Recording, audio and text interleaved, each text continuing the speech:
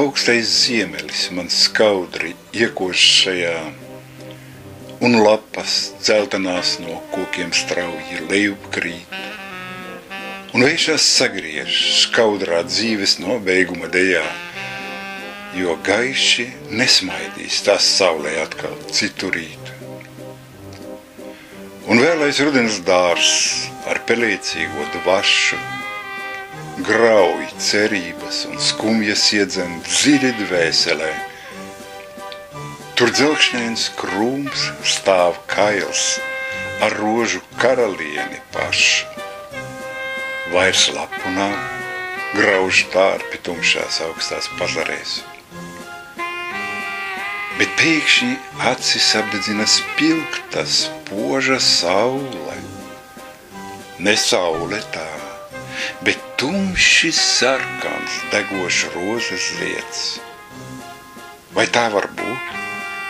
Var atgriezties no tumšās viņpasaules, kad apkārt sals un stimzinošās ziemas biedz? Bet viņi kaisli zied. Tik ugunīgi karsta dzīva liesma, pat pavasarī neliesmotāts ugunskurs nekad. Tā trakā, daži pelēkie tur slāpē mīles dziesmu, to vārnas noknābās, tā galvu nepacels jau kādu. Par spīti ļaunā mēlēm mana tumši sārtā roze, par spīti salām, asiem vējiem, tumsas valstībai. Tās uguns sirds spēja nodilušo pelēcību grozīt, jo mīlu visu spēja, jo mīlestībai vienmēr taisnība.